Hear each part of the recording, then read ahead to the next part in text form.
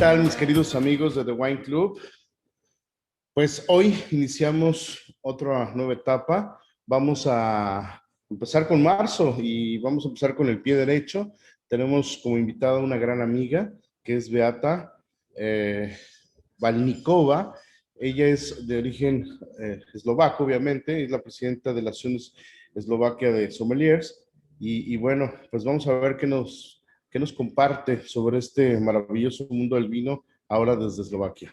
So, thank you, Beata, for accepting this masterclass about your wines. And I'm pretty sure that you have a lot of to share with us. And honestly, I would say that I just try a few of them before, in an expo like Dusseldorf, Provine, and things like that. But to be honest, I don't know too much about it. So I'm very glad to have you here and that you can share with us everything that you need to share. Are you going to use a PowerPoint? Yes, I have a PowerPoint prepared. It's a pity you cannot taste the Slovak wines now. No, but I will. Okay. I hope they are somewhere on the way. Okay, and yes, so my first question is, have you ever been to Slovakia? No, unfortunately, Nobody? I don't know if maybe Pilar, because she's living in Europe and actually she's in Germany, but I just go through, but no, I never visit. And Pilar, have you been to Slovakia? Yes, several times. Yes. Oh, great, super. And did you taste the Slovak wine?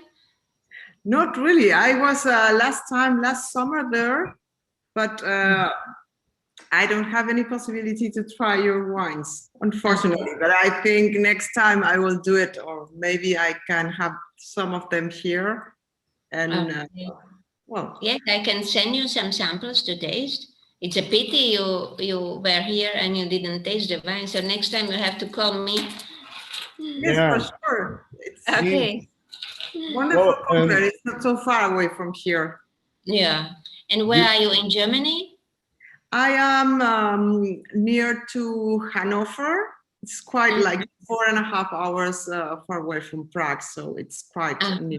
Okay, good. Yeah, we should go there. We should go to Slovakia and try at the vineyards. So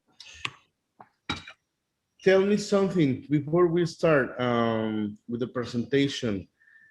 How's the situation over there? I mean, are you open for everybody? I mean, everybody can visit Slovakia, or you still in lockdown? Yeah, now it is really strict lockdown. So you can come, but you have to stay in the quarantine for 14 days. Okay. So it is not so much fun now. So we were really very good in the first wave of pandemic. We had like 10 cases per day, but now it's a different case. So now it is really not good. So, but we hope it will be better soon.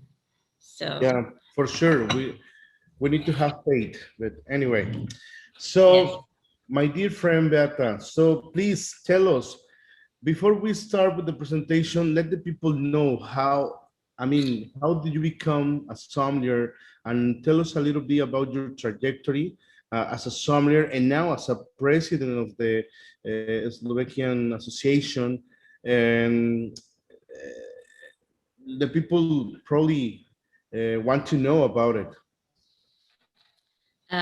Well, so I studied at hotel school, but then for many years I had small kids, so I didn't work in this area. I worked for the small and medium-sized enterprises agency, but then I came back 20 years ago, and I was the food and beverage manager in the 4-star hotel, and I discovered that maybe it is not the right job for me anymore, but I was happy because this hotel was the seat of the just established new Association of Sommeliers.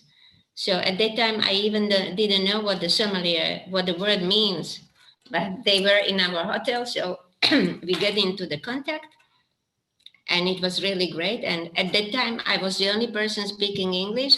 So they asked me, okay, will you work for us? And I said, okay, but I don't know anything about wine. And they said, okay, you will learn it. And I did, and I did. So first I was just general secretary to organize all the courses, all the meetings, but I was present at all the courses, and it really catched me. So then I started to study something about the wine, and yes, today I'm the president, and I'm really happy to be there, to organize in normal situation, to organize the courses, the wine trips, and everything with the wine. Wow, wonderful.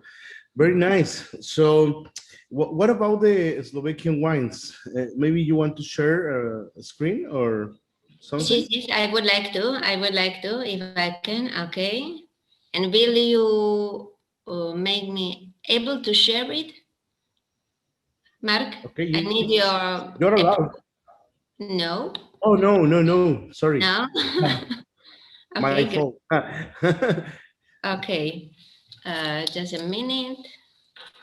Okay, here we are. Okay. So. Okay, it works. So, Yes. but first, yes, first I would like to start with Mexico, because I was there 20 years ago, and Wow. I was really amazed. So the lady with the glasses and with the bag, that's me. So because When was that? Tell me. it was in 2002, so 20 years ago. 20 years ago, okay. It was 20 years ago, and I was learning the Spanish language. So together with my boyfriend, we decided, okay, we have to go to Mexico because he was there before. He liked the country a lot. So we said, okay, let's go to Mexico. And we spent there a wonderful month, and it was really great. So my shot of Mexico, of course, Frida Kahlo, because just before leaving, I read a fantastic article about her. So we went to her house, we saw the famous kitchen, and yeah, then we went to a special city, Tasco. Tasco, okay. Tasco, fantastic. And I bought, can you see my bracelet? Okay, got it. It's fantastic. It's fantastic silver bracelet, which I bought there. As soon as I spotted it in the window, I had to have it. Yeah. And of course, we tried a lot of tequila. For sure. But I have one question, because all the tourists drink tequila like with lemon and salt. But do you drink it like that? To be honest, usually many people, yes, but not the sommeliers, I think, perhaps. Yes. I mean, I never use lemon and salt, just tequila. Yes. And usually I prefer myself white, the silver one, because I pretend to get the aromas from the agave and the cooked agave and the process, you know. When it's aged, it's a kind of different. I mean, it's okay, but in my opinion, if you want to get the real profile of agave or tequila, I mean, you need to try the white one. I mean, no wine, tequila. Good to know. But I thought so. This is mainly for tourists. Yes. Yeah. And what I learned to eat guacamole, and since then I really like it. Okay. Wow. Now make me think about the lunch for today. Okay, great. And so what we know here, a lot of people here knows this book. For sure you know it. It's Don Miguel Ruiz, 4 Agreements. At least here it's very famous book and everybody knows it. Do you know it? No, I don't know. Okay. Okay, you should read it. First time from Miguel Ruiz. Okay. 4 Agreements. No. Is the name of it. Okay. But let us try. Can you hear me now? Okay. Okay. Okay, but let's go. Yes, I can hear you. Okay. So you can see Mexico here. And you can see a small yellow spot here. So it is really a small country compared to Mexico. So this is Slovakia. We are really in the middle of Europe. Officially, there is a geographical middle of Europe. So we are. But let me tell you something. Probably you produce more wine than us, for sure. Yes. So this is the map where we are to know, and just briefly, we are really small country. We only have 5 million inhabitants, so it's probably far more less than Mexico City. Yeah, only in my village, I will say that we have this 5 million. Yes. Okay. Okay. And yes, we speak Slovak language, so it is a Slavic language. So we have advantage that we can understand the Russians, the Ukrainians, Serbia, Slovenia. So we can understand at least 10 languages, Czech Republic and so on. And if you would decide to come here, I think the best connection is come to Vienna. That means Austria.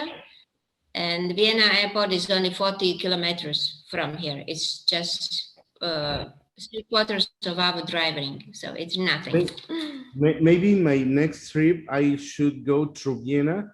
Then I rent a car. I go to Bratislava to visit you. Why not? Yeah, for sure. Or I can pick you up. It's really close. It's once you are in Vienna, it would be really a pity not to come here. Okay, perfect. Promise you. Okay, good. So this is what we have. Very nice mountains. We have a lot of UNESCO places, at least 30 UNESCO places. And we have at least 180 castles like this. Wow. Yes. It's really amazing. You live in one of them? Not yet. Maybe in the second life. We don't know. Yes, and this is the capital of Slovakia, Bratislava. So also a nice castle there. And I live somewhere here under this. Here is a TV tower, and I live here. So very nice place. Okay, so we like to drink. We are very good. We are very good in that. So, and this is the typical Slovak spirit. It is made from juniperos. Do you know? Juniperos. Juniperos. Yes. Like it's like the. Como la ginebra. Like the gin. Yeah. Yeah. So it's very good, very strong. So I prefer to drink wine. So this is like the wine region. One of the wine regions, just 30 kilometers from the capital, from Bratislava. And we like to eat.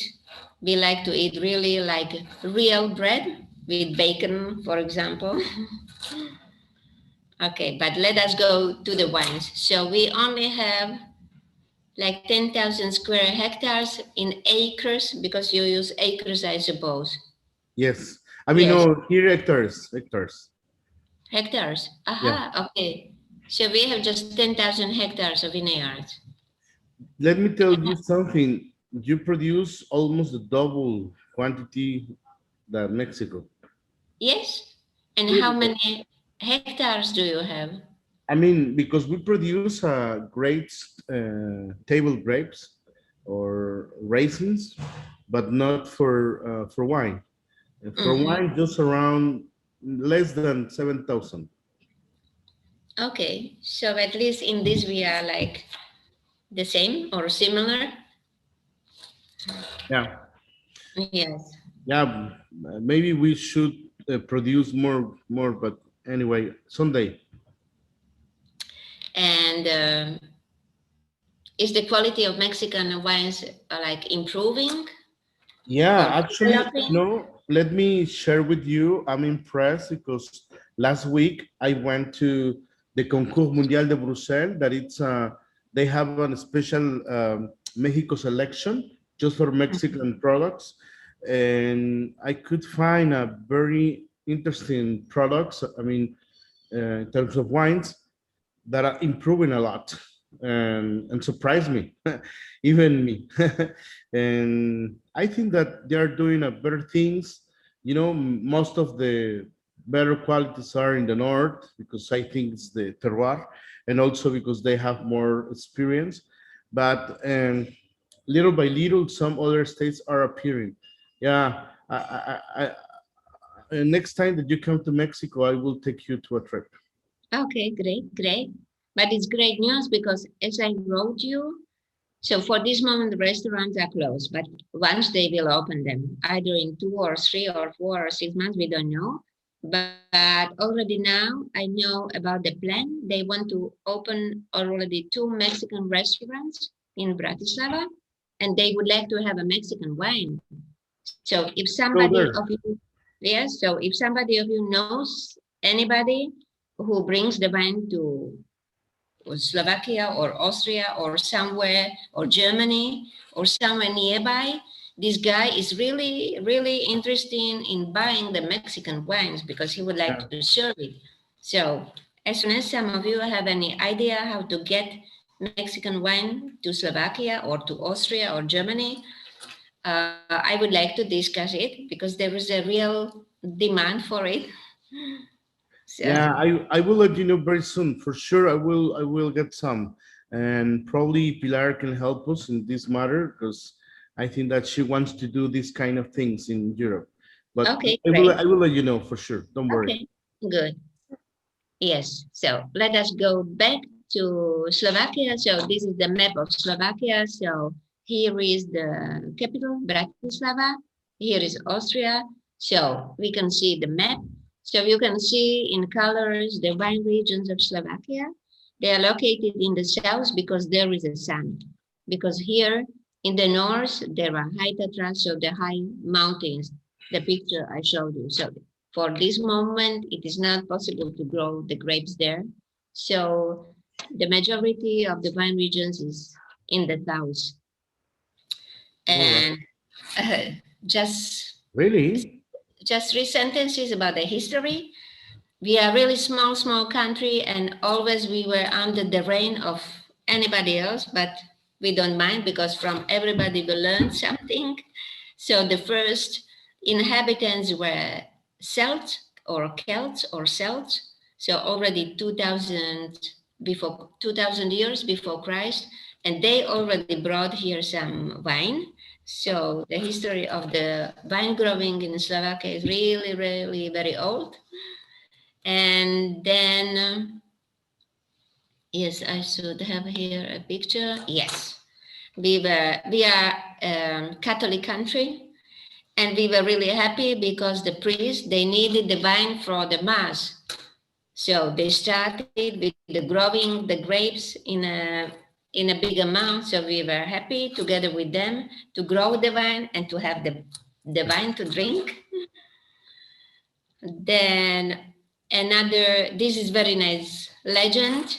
So this is a soldier from Napoleon army. So Napoleon was fighting in Russia near Moscow, but he was defeated there. And on the way back, they came through Slovakia, and one of the guys, his name was Hubert. He was wounded, so he had to stay in hospital in Bratislava. And there was a very nice Slovak lady who cares about him. So he decided to stay in Bratislava, not to come back to France. And he was from the region of Champagne. So he established a factory for producing sparkling wines in Bratislava. So that means, and this is really a fact, that Slovakia was the first country outside of France which produced the sparkling wines by method traditionnel. And the company still exists. So you can still buy the wine Hubert. So very long history for sparkling wines here. So we really like sparkling wines here. So continue. So then phylloxera, like everywhere in the world, and all the vineyards were, how to say it, so they were not allowed anymore. And then the period of socialism. So you know, we used to be a socialist country between 1960 to 1990. That means for 30 years. And we really didn't know what the sommelier is, because we just have two wines, white and red. We really had just two wines, white and red, because it was not allowed to import any wines from France or Spain or whatever. So we only have our wine, but at that time they didn't distinguish the grapes. So in one bottle there was a red wine, in the second bottle white wine. So we didn't need a sommelier, so we didn't know what is it. Okay, until after 1990? Yes, and in the fresh page, fresh start. So in 1989, there was a Velvet Revolution in Czechoslovakia, because at that time we were part of Czechoslovakia, Czech Republic and Slovak Republic. So the country was, there was a revolution. So we stopped to be socialistic country. And in 1993, Czechoslovakia was divided into Slovak and Czech Republic. So nowadays we are the Slovak Republic. Fortunately, not anymore socialist country, so we have freedom and we can do what we want. And so the vineyards and winemaking and viticulture started to develop very quickly. This is one of the example how many nice wineries are there in Slovakia. Okay. So I even remember, because I studied at hotel school. It was in, I don't know, a lot of years ago, 35 years ago, and there was really no wine. And I have to admit, maybe my colleagues shouldn't hear it, but we really drank the red wine with Coca-Cola, because otherwise it was not drinkable. You had to put a little bit of Coca-Cola into it in order it would be drinkable. So how do you call this kind of cocktail? Cocktail. So how do you call it? No, we didn't have name for it. It was just wine with cola. And in Mexico, we call it calimocho. Oh, calimocho. Horrible. Yeah. But never do that. But you don't drink it anymore also? No. Fortunately, no. Not us. Fortunately, not us. So nowadays we are the part of European community. So there is official special like designation of the wine, so protected designation or protected geographical designation. And so what we grow, so white grape varieties. So the most grown is Grüner Veltliner. Have you, I think you have heard about that. Yes? Yeah, from Austria. From Austria, yes. No, let me tell you something. My pet, I have two pugs. Yes. And one of them, his name is Grüner Veltliner. Yes. It's very nice. Yes, but it's a long name. Yeah, I know. So, but the name in Slovak, it's Veltinské Zelené? Veltinské Zelené in Slovak language, yes.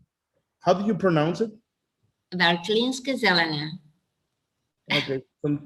Veltinské Zelené. Yes. Okay. Very good, perfect. Yes, but yes, it's the same grape which is in Austria, because in the past, in the history, we were one empire, Austrian-Hungarian Empire. So three states, Austria, Hungary, and Slovakia were like Austrian-Hungarian Empire. So we have a lot common with Hungary and with Austria. We have common grape varieties, we have common food. So we were together in the past, so you cannot divide the country. And yes, so we still have a lot of Grüner Veltliner. Yes, but Austrians are really number one in it. I really like Austrian Gruner Veltliners also. From Wachau. Have you been to Wachau, Mark? Yes, yes, I've been twice. Yeah, Yes. it's amazing. I really love the Wachau wines, and especially the Gruner Veltliner. And also, I mean, from some other regions, like, you know, where is this play? Heli Styria? Heinstein, Heli Heinstein, Heli Heinstein, Heli Heinstein. Something, you know, my Germany, it's not, my Dutch is not really. Okay, great. Yeah, Heli Heinstein. I will try. I will write it the name of Okay, okay. So, but also in Slovakia, Gruner Veltliner is really number one. The second grape is Riesling Italico. So it is not Riesling, it's something completely different. It doesn't look like Riesling, it doesn't taste like Riesling, just the name is the same. And the third one is the German grape variety. So maybe Pilar will know it, Müller-Thurgau. Yes, of course. Yes. Yes, yes. Sure. And the Riesling and Gewürztraminer, Traminčervený. So, and Slovakia is located quite in the north. So 70% of the wines which are produced here are the white wines, of course. And yes, Grunel Veltliner. So these are the aromas you can feel in Grunel Veltliner. First of all, the peppery. Also like almond or black pepper or the new pepper, always some fruit, and it is very often like very mineral one.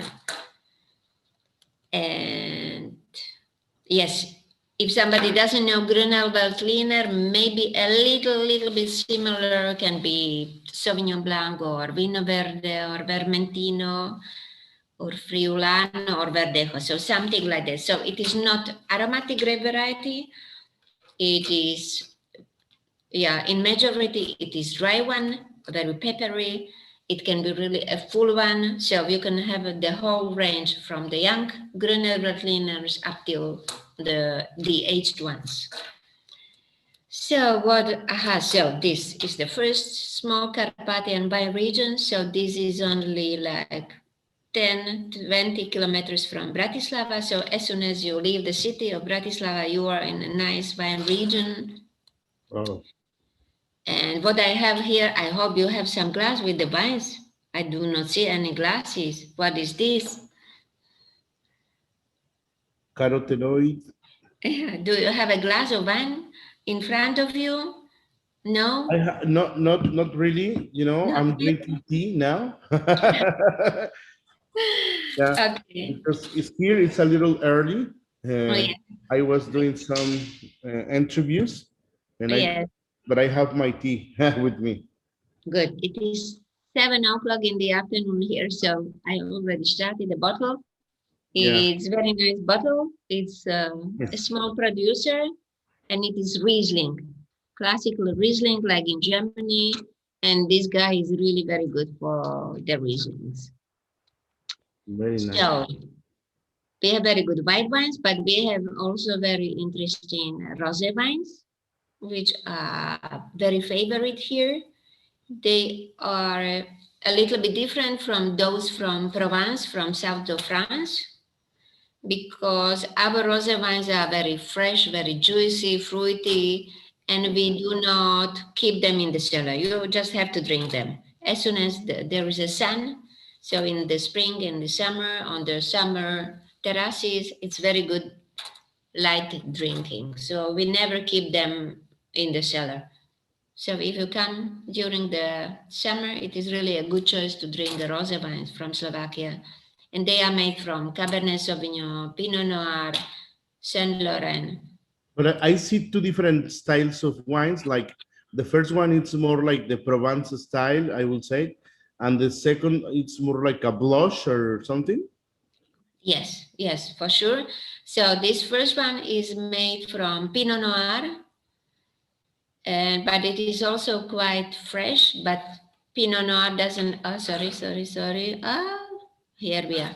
Pinot Noir doesn't have a lot of color, so it's pale or salmon or so. And the second one is Cabernet Sauvignon. So but I think the method is less or more the same, how to do them. So they just press it, they don't leave it on the skin, and they just bottle it and we drink it. All right. Are the rosé wines popular in Mexico? It's getting more popular, especially because we have a nice climate. So imagine me in front of this view. I really wish to have this kind of rosés here. Yes. And can I ask, what do the Mexican drinks the most? Which wines from which country? First, as you probably know, the wine culture in Mexico is just growing up. For now, I mean, we have access to many places of the world, but the main one is Chile because of the price. Second one is Spanish wines, because as you know, there are a lot of Spanish people and influence here in Mexico, especially from the main regions like Rioja, Ribera del Duero, things like that. And after that, from many places. I mean, Argentina could be, because a lot of Argentinian people are living here as well. But to be honest, Mexico, wines from Mexico are getting very famous for us. Yeah. Great. Good. So we go to red grape variety. So Blau Frankish, Franco Camodra. Have you ever heard about it? Which one? Blau Frankish. Ah, right. Yeah, right. Yeah. Yes. Also the most grown in Austria. And also we can find very nice Blau Frankish in Germany, in the region of Pfalz, I think. No, Pfalz is Pinot Noir. Somewhere there. Yes, so Blau Frankish is a very nice, in Slovak, Franco Camodra, very nice grape variety. Franco Camodra. Modra. Perfect. Modra is a blue, so very good. The second one is Saint Laurent. It's also famous in Austria, and the international one, Cabernet Sauvignon. All right. So Blau Frankish. If you drink Blau Frankish, you will taste the cherry, a little bit of pepper, some chocolate, and just to make it similar. If you like Blau Frankish, you like also Syrah, but a young Syrah, not an old one or very rich one, Bonarda or even Malbec, Monastrell and Pinotage. So it is somewhere there between. Okay. Okay. Yes. Yeah, it's something like a very purple color, but not too strong, just like a fruity style, no? Yes, in Slovakia, maybe mainly this fruity style, but in Austria, especially in the region of Burgenland, which is just behind border to Austria, they have really like strong aged Blau Frankish. You can find a lot of them. And with more tannins on it, yes, right? For sure. You are completely right, yes. But they are getting better, because like 10 years ago, all of this Blau Frankish was really like only tannins, but they are getting better. And Blau Frankish, there is also the round one and the soft turns, and so Blau Frankish can be very nice wine. Yes. Yeah, we should try. In Mexico, we have some Blau Frankish. Actually, in the wine club, I have one from Austria, obviously, and it's an organic wine. Manila, it's the name of the winery. They are ecologic, organic and biodynamic as well. And the name is Manila? Manila, yeah. Manila, okay, I will check. They're quite famous. We have a master class last year with Anne-Marie, that you know her. Yes. And she invites them to be part of the master class. I think that I will do something else, because Austria are very nice wines as well. Very nice ones. Yes, for sure. I go there very often because it is just half an hour drive, and yes, you can learn a lot there. Yes, for sure. Yeah. Okay, we go further. So I don't know if you have something like that in Mexico or in any country, but during socialism, the government decided, okay, we need some new grape varieties. So here on the picture, on the left side, it's Madame Dorota Pospíšilová. So she was enologist. And 60 years ago, she started to work for Viniculture Institute. And the order from the government was, you have to come up with the new grape varieties for Slovakia. Because 60 years ago, the weather was not like this. It was really like winter, and it was freezing. And so we didn't have a chance to grow red grape varieties. So the task from the government was, you have to come up with the new grape varieties which will be suitable to be grown here, because we need the red wine also, not only the white one. So it was the fact. So, and she did a very good job. And together with the team of 4 or 5 people, they really made a data bank of like 1,000 grape varieties, and they crossed them between, and they tried, and after a few years, they came up with the new grape varieties. So we cannot call them autochthones because they have never ever been here before, but they are like new grape varieties. And you cannot find these new grape varieties anywhere else. You can find them only in Slovakia. So, Oh, wow. Yes. Nice, yeah. Yes, it's very interesting. And so the first one, Jevin, is a white one, and it is a cross of Gewürztraminer and something, not Grüner Veltliner, but other type of Veltliner. And it's very, I have to say, it's very nice one. Yes, it's very aromatic. Yeah, it's quite nice. And the rest from Dunaj. Dunaj is Donau is the river here. Sorry. So, and the rest are the red grape varieties. Okay. So, which one are whites and which one are reds? Jevin and Melia are the white ones. Okay. And the rest are the names of the rivers, and all of them are the red ones. Okay. And yes, they are quite nice. Yeah, just if I can be personal, I don't like them so much because normally like Dunaj, it is really like too strong. Usually alcohol more than 15. Very strong. Really? Yes. They really did a good job. They really managed to cross the grape varieties, and they really came up with the new grapes, which are really strong for this climate zone. Yeah, but with the steak, it's perfect, or with the meat. So, but it's really interesting to have them. So, whenever I travel abroad, I always take Jevin and Dunaj because nobody knows it. It's interesting to taste it. It's like more tannic, or I mean, in terms of tannins, how is it? For example, I would compare Dunaj with Primitivo. Okay, got it. Yeah. Really overripe, high alcohol. Very hot climate. Yes. Okay. Yes. All right.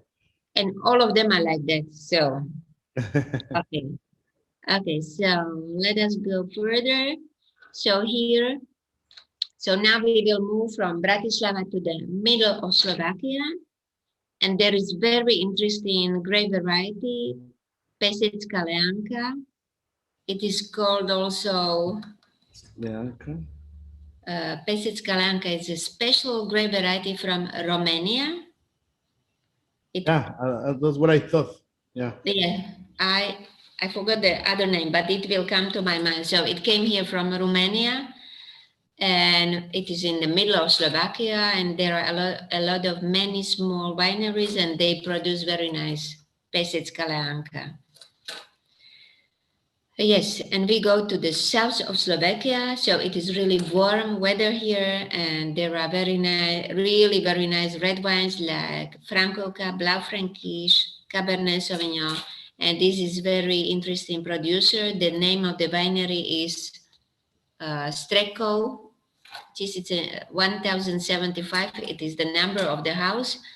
And he was really successful because his wines are in Noma, in the Michelin star restaurant in Denmark and everywhere in Europe, especially in the Nordic countries, because he produces orange wines, natural wines. Okay. Which is really a big wave here now, and especially the North. I want to ask you this about the natural wines, because you know a lot of stories about it. Some people hate them, some people love them. What's your opinion about it? Yes, orange hipsters is my opinion. Hipsters. Okay, got it. Yes. Okay. So, I was thinking about Feteasca Regala. Feteasca Regala, thank you. Thank you. Okay. Perfect. You have very good point, Mark. Yes, perfect. It's the only one that I know, actually. Yes. Yeah. Thank you. It's Feteasca Regala. Yes, it came from Romania, and I forgot it. Yes. So, orange hipsters. Yes, I call them, or a lot of people call them like that. Yes. I remember when I tasted the natural wines for the first time, it was like, what is this? It was like a tea. It was like tea, which was the strong black tea, only the tannins. But then I tasted more of them. And the only thing I can say, some of them are great and some of them are just not drinkable. And sometimes I think, if the winemaker is not successful in making it, he just says it must be like that. But no, so my opinion is that you can find very nice natural wines here. And especially Slovakia, it is really a big wave nowadays. It is really a big issue. And I think it was caused by Alice Fearing. I think you know her. So this is a great lady which promotes natural wines in all over the world. So she came here to Slovakia, and a lot of small producers started to produce orange wines. And some of them are really, really great. You would enjoy them because maybe they are not aromatic, and maybe the color or it doesn't look nice in the glass. But then when you taste them, you really can feel the taste of the grape. It's because they do not add anything, no yeast, nothing. So you really can feel the skin of the grape itself, and those which are good have really a long aftertaste. So it can be really a very nice wine, but you have to used to it. Everybody, because I always serve the natural wines during the courses, and everybody who tastes it for the first time, nobody likes it. But then when you explain and when you taste it more and more, it can be very nice. So it depends. You have to choose. You have to taste them like with every wine. And it's very good cuisine partner, because I think 2 years ago I did the tasting for the Japanese embassy, and we matched these natural wines with the Japanese cuisine, and it goes very well, because a lot of Japanese food is like fermented, like tofu and the sea products and everything. And really the combination with natural wines was really, really interesting. Okay. So I should try. And this is, you have to. You do not have them in Mexico? Yes, we are producing some different way, but yes, we have it. Yes, and this is one of the best one. The name is Freedom Winery, and they are really like freedom. They live in the old house, and they are really educated, but in other fields. But they decided, because they inherited the property and the farm, so they decided to produce the natural wines, and they bought amphora in Georgia. Oh, like the Kebri? Yeah, the Kvevri. Yes, you can see them there. So they went to Georgia, they bought these amphoras or Kvevris, and they really made a good thing with this, a and also a good business. They are famous in all over the Europe. And as I mentioned, especially the Sweden and Norway, they are like crazy about natural wines now. And they pay a huge amount of money for it. So that's good for our producers. Okay. So yes, very interesting. Yeah. Okay, so I suppose we are a little bit hungry already. So, and this Rebella Rosa is the wine from the Freedom Winery, very nice one. And this is a specialty Slovak, Austrian, Hungarian, Slovak specialty. So it is a chicken with some pasta, and it's very nice. The combination with these natural wines is really very nice one. Okay.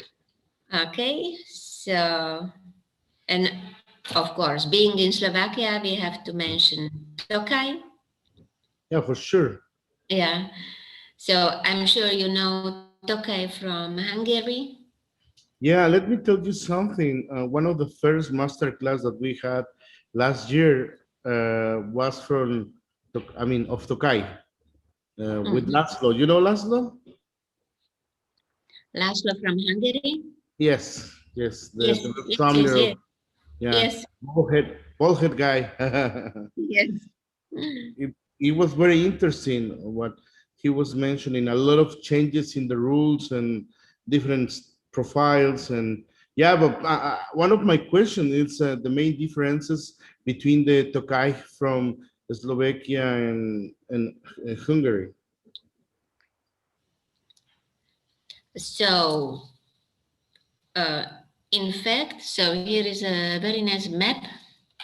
So you can see here is the Slovakia, here is Hungary, and only this small part is Tokaj region.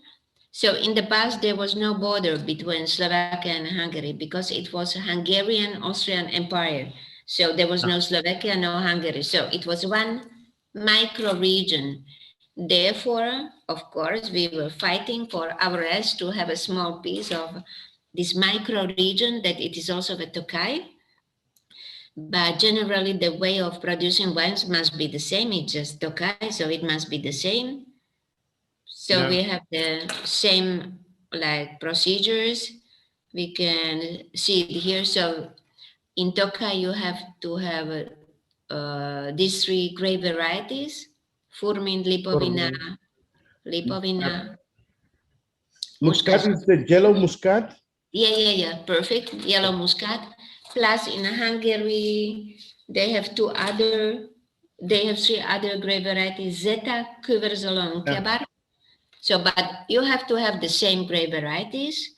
Then you have to wait till September when this micro region of Tokaj is very humid. So when during the humid weather, the botrytis cinerea person come on the grape, and it causes that the grapes shriven and the water goes out, and you only have very sweet like cibebas. And then you have to make the basic wine from these grape varieties, and then you put those shriven grapes, and you put it into Gunzi barrel, and then you have a sweet wine, very good sweet wine. So the procedure, I would say, that it's the same like in Hungary. Okay. Yeah, but in terms of Putonius, because I see how many Putonius, the rules in Slovakia are the same? The same. So 2 Putonius was cancelled, both in Hungary and Slovakia. Yeah. But nowadays you have 3, 4, 5, and 6. Oh, got it. Everything is the same, like in Hungary. Okay, perfect. So yeah, but and I'm curious about the language. Hungary and Slovak. How do you say Slovakian language are the same? Slovak language, no, completely different. Nobody can. Completely different. Hungary. Even if you are in the borders. Yes, I don't know how it happened, but we can understand Czechs, we can understand Polish in the north, we can understand Ukrainian, but we cannot understand a word from Hungarian. It's completely different. Where they come from? That's the question. Yeah. Yes, that's very good question. I think there was one tribe from the north of Europe. It's a little bit similar to Finnish language, just a little bit. Yeah, got So it. somewhere in the past they came there, but Yeah. you really normally you cannot understand a word. Yeah, yeah, yeah. I have some friends from Hungary, and even when they talk, there's no comparison. But you can talk with the guy from Czech Republic, right? Very easy, yeah, because we were in one country, so it's Yeah. really very easy. And also with Piotr Kamecki from Poland, it's very easy. Yes. So Okay, Polish is not really easy. I wouldn't say that. Not even not for me. yes, yes. So this was Tokai, yes, and it looks like this in the Tokai cellars because there is a special. You also produce Essencia Tokai? Yes, yes, for sure. Have you ever tried? Yeah, like 3 times in my life, but not too many. And one of Yeah. them was with Laszlo, but not from Slovak. I mean, I would Uh-huh. say would Okay. maybe someday. Yes, yes, someday, yeah, because it's very special, it's very rare, it's very expensive. One bottle costs like 100 euro because it is really produced like you put the grapes in a tank and only with their own weight Yeah. the juice comes out. So it's really expensive, yeah, and very good one. But yeah, the problem with Tokai wines is that the fashion is people drink sweet wines less and less. But they did a good thing, so they started to produce the dry wines from these grape varieties. For example, Furmint is fantastic grape variety, and you can have a great dry wine from it. Not Tokai, but normal dry white wine. So Furmint is really great grape. So they started to produce more and more dry wines in Tokai. Okay. One Okay. question in terms of terroir, because in Hungary, I mean, I never been there as well. Anyway, but I know the kind of soils that they have, like volcanic soils, the river of Bodrog river. It's a lot of influence for the wines, and it's the same thing in Slovakia. Yes, yeah, completely the same. It's one micro region, so everything is the same. Okay, perfect. Yes. Okay, so this is a postcard from Slovakia. So if you have any question about anything, the grape and region or the wines or whatever, or what to taste here, just feel free to ask me. Fernando always have some questions. Okay. Fernando, what do you want to ask? Actually, Fernando is my right hand here in Mexico. He's helping me a lot in everything that I do. And it's a very nice guy. He's a very pretty nice sommelier as well. So, Fernando, what do you want to ask? It's a pleasure. Well, I'm really impressed from on this. I never tried really a wine from Slovakia, but I have a question. What about with the climate change? Are you affected for this? Yes, very good question. Yes, we are completely. Yes, like I said, 60 years ago, we had to create the new grape varieties, red grape varieties, which is not necessary anymore. So as a child, I remember when it was winter, it was like winter. It was freezing, snowing, minus 20 degrees. Like here in Bratislava, which is not the north part of the country, we used to have winter like for 3 months, minus 10, minus 20. And during last, I don't know, 5 years, no snow, freezing just like 3 degrees. So we really can feel it completely, definitely. But for us, it's a little bit advantage because we still can produce very nice white wines with a very nice acidity because it is still not so warm for the winemaking or viniculture. And we have better and better conditions for red wines. So for us at this moment, it is still advantage, the global warming. Okay. Okay. What about the cuisine? I'm thinking about the pairing. And tell me two different dishes that I must to try when I go to Bratislava. And which kind of wine do you recommend to pair with? Yes. So it's also a very difficult question because as we used to be the part of Austrian-Hungarian Empire, a lot of dishes in Bratislava, which is really like 20 kilometers to Austria, are very similar to Vienna or to Austria. So definitely in Bratislava, I would suggest the Wiener Schnitzel. I don't know if you know it. No, what's that? No, Wiener Schnitzel was that it is a veal piece of meat, but Okay. in a crust. Okay. Yeah, it's very special way I have to do it. And it's a red meat, but I would suggest to eat it with Grüner Veltliner for sure. Okay, good. And Good. then with red wines, we have very nice duck and goose, and Blaufränkisch is great with that. Yeah, I wish I could have both of them. So, and talking about, I always try to do something different because, as a sommelier, we always try to create and do different things, not only gastronomic, because for me to talk about wines, it's about also experiences. So in these terms, I always like to do like a music pairing. You know what I mean? So I would like to ask you, what's your favorite music?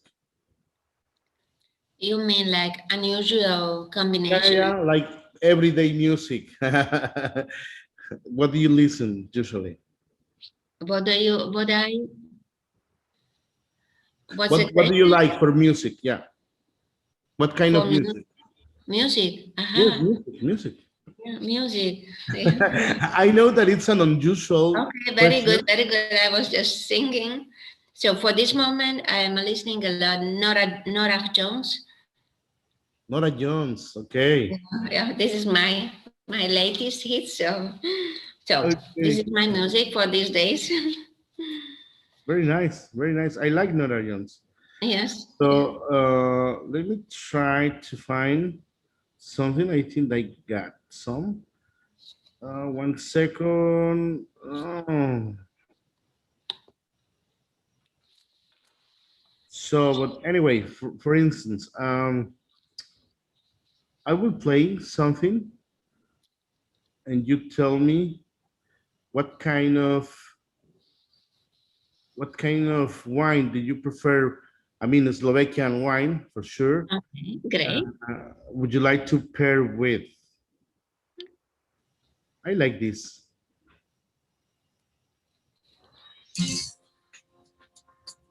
You know, when I go to Slovakia, I'm going to drive a car on the freeway. I will be driving, drinking a Grüner Veltliner from Slovakia, and listen to this song. But what about you? Can you imagine with a car with no cover on the top, with the wind in your head, sunglasses? I know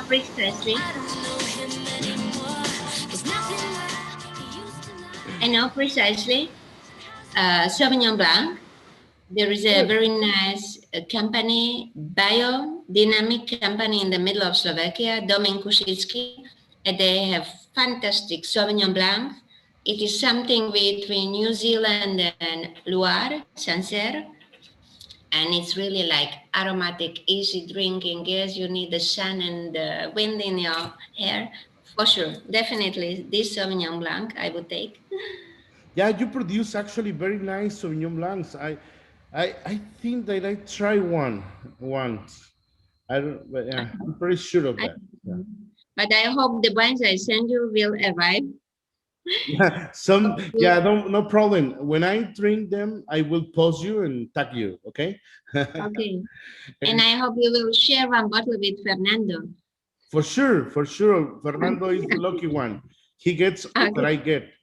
Almost all. Okay, great.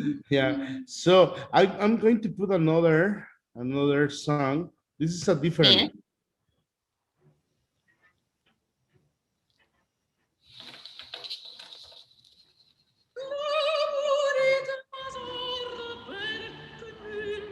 You like that?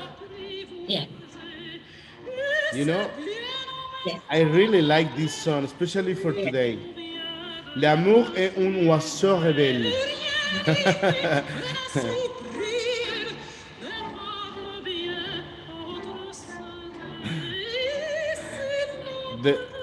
The love is like a rebel bird. So, what kind of wine do you drink to pair with this music?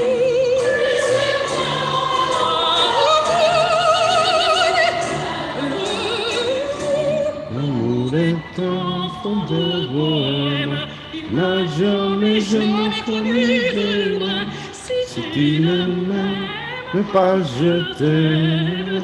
Si je te me prendrai pour toi. Okay.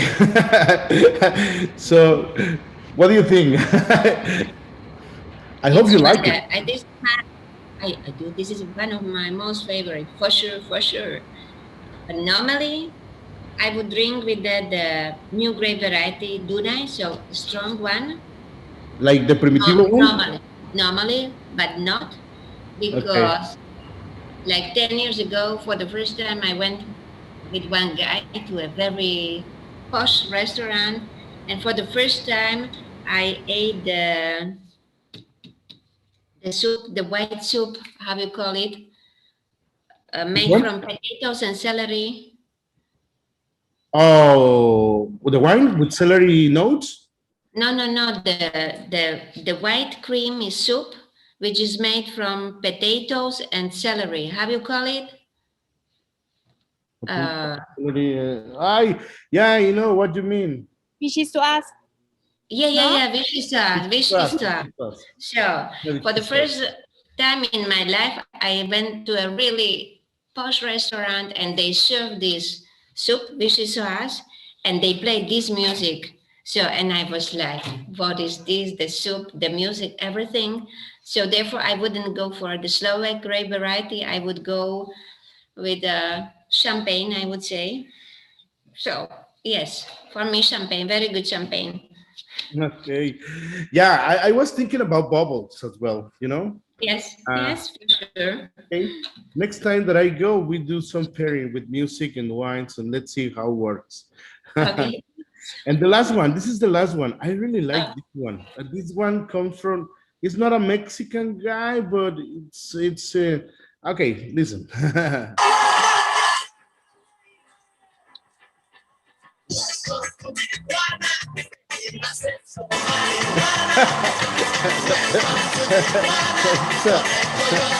You know why?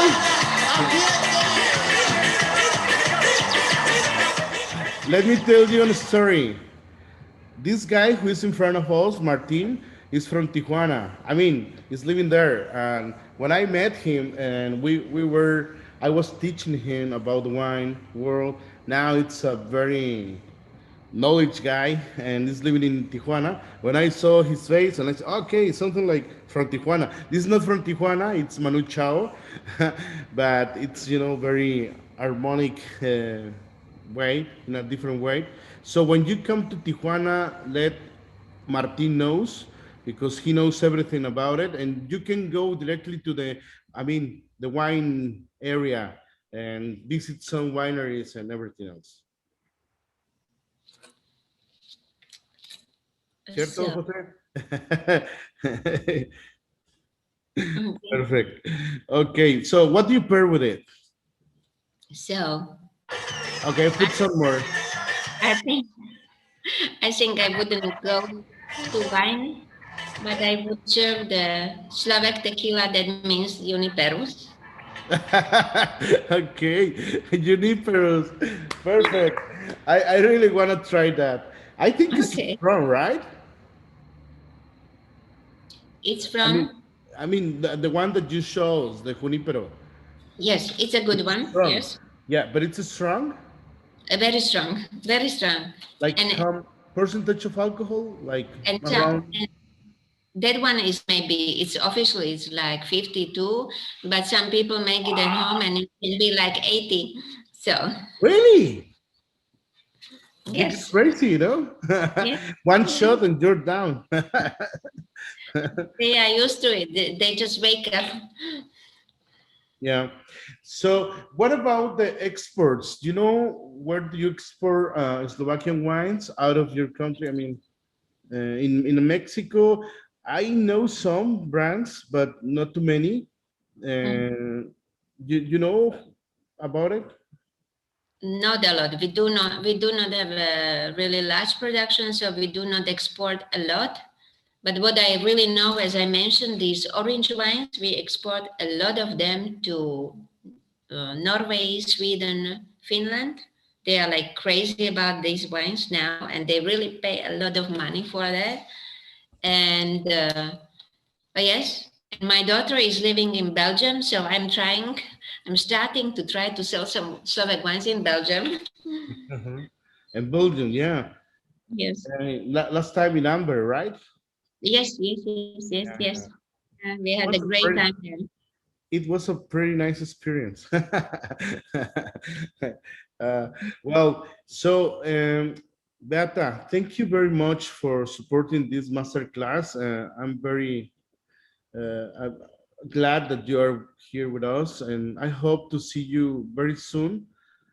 Fortunately, everything is happening now, and probably in next July, if everything goes well, I can attend the General Assembly of ASI, and I will meet you there and try some mezcals for sure. You know, I will take a bottle of Sotol with poison on it that you will love it, and you will get some orange wine and juniperos. Okay, great. Thank you very much for your attention, for your patience to listen to me. And yes, I hope, Pilar, maybe you will come with any idea how to bring Mexican wine to Slovakia for those Mexican restaurants. It was really a pleasure for me with you. And yes, Mark, hope to see you in July. Yes, I hope so. I hope so. To be honest, I don't want to be in quarantine 14 days doing nothing. Just, but if I'm gonna have wine, I think that I can manage the situation. So we'll see. We'll see what is going to happen. But anyway, it's a lot of time coming. So please, Beata, anything that I can do for you as well. If you want to do something about tequila mezcal for your association, please let me know. Okay. Okay, I will. I will. Okay, thank you. It was great to be with you. Okay, thank you. Thank you. I see you very soon. Take care. Okay. And Okay. God bless you. Thank you. Thank Ciao. you. Bye. How do you say goodbye in Slovakian? Dovidenia. Once again. Dovidenia. Dovidenia. No, super. Dovidenia, my friend. Yes, my priateľ, mi amiga. How do you say again? My priateľ. Oh, it's almost like the Romanian. In Romanian, prietene. Yeah. Yes. My prieten. Anna, super. Anna, great. Okay, thank you. Okay. So that's nice. I learned something different today. Okay, muchas gracias. Okay, see you. You got it. Bye. Very good. Gracias. Bye. Bye. Bye. Muchas gracias, chicos. Nos vemos la próxima.